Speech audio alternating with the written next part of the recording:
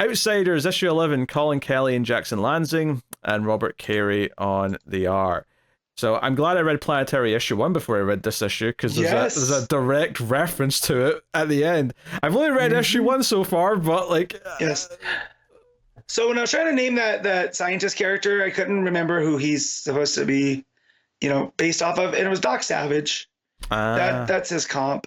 So yeah, it came to me after we were done recording last week. Yeah. But, yeah. So yeah, Jaquita's with Carrier, and Carrier's like saying, "Hey, you can't do this. You can't end all the realities." So on and so on, and basically, you think you know the end of these stories, but you don't. And then effectively shows her the end of the stories of the characters that have been in this book. So it skips 8 years later and shows you Lucius Fox on his deathbed. And basically just this idea that no one's there because they're all too busy off being like heroes and stuff, and he's okay with that, he's content. But it's like, okay, so we see that, and then we see 37 years later, and we see Luke Fox in the future talking to Terry, as in Batman Beyond, in Neo Gotham, and there's an explosion at the end of this scene, which he's talking to the challenges of the unknown.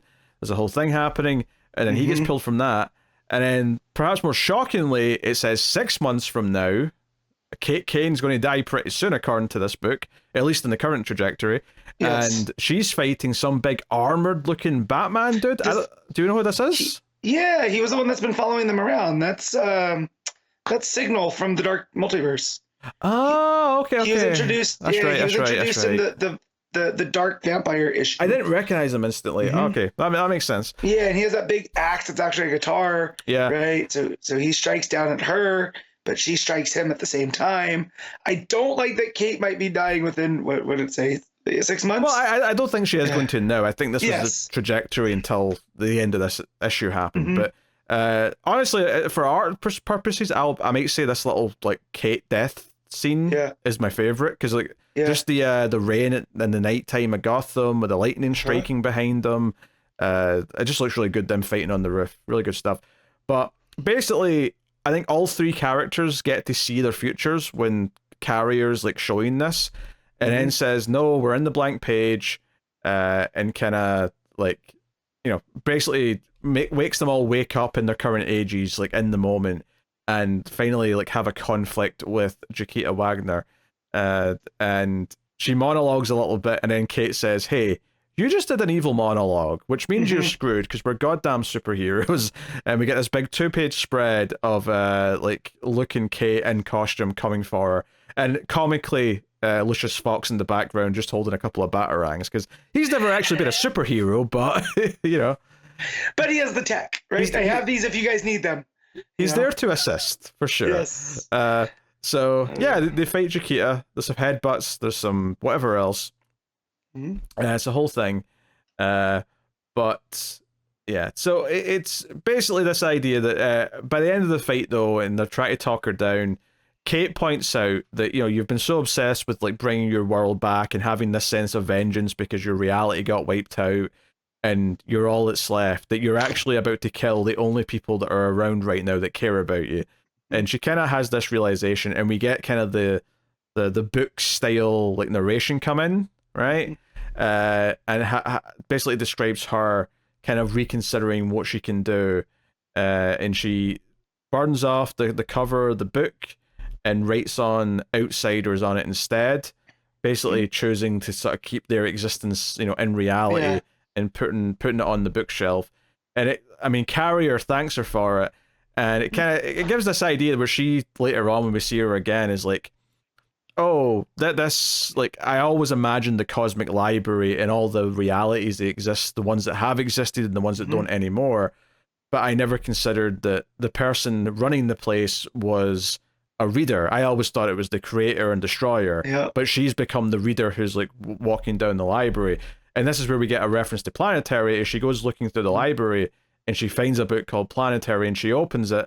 And because I just read issue 1 of Planetary last week, I actually recognized that the she's looking at the first couple of pages, more or less, of that comic book. And the book ends with her reading the story of Planetary and thinking about all the characters that she knew in that book, presumably, and just being like happy about it. Which is funny because that's her introduction that she's reading. Yeah, you're right. Yeah, it's her coming off the helicopter. Yeah. Yeah. So I think that's good. I also like in a meta context that the two writers here, Colin, is it Jackson and Lansing? No. Jackson and Lansing, yeah. That they're be both like, you can be the creator, but you also are a reader, right? You're experiencing all these things as well, and it's not just one or the other, right? And from a creative output, that's, they were very much informed by Planetary, right? Which they were readers, and now they turn around and they created this Outsiders book, right? So they got to guide it as well without destroying anything. I like that meta context there at the end, because this whole thing was, she was meant to be the bullet to destroy all the realities, right? And instead now she can experience all of them. So instead of just destroying things, right, from their perspective is, let's just play in these sandboxes. And so I really like that.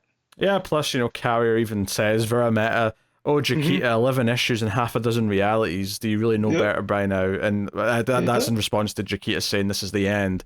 And that's basically Carrier saying, no, it's never the end. There's always going to be more. I think some people might read that line and think, it's teasing a sequel, a follow-up. And I don't think it is. I think it's just saying, no. Comics never end, right? It's always on to the next reboot or reboot or number one, or it just, we're how many issues of action, right? No. 1069.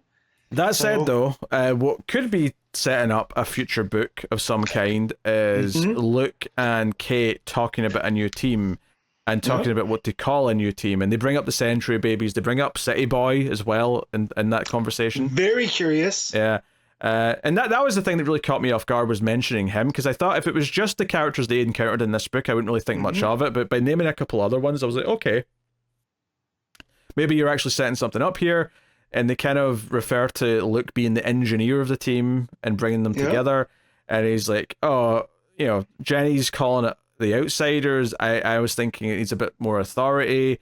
And Kate just kind of makes fun of him for, going with those names. But it's almost just poking fun at the audience of being like, hey, are we going to call this new team either of those things? Now, are we actually going to get a team book of some kind where we see these characters together and they have a name? I have no idea.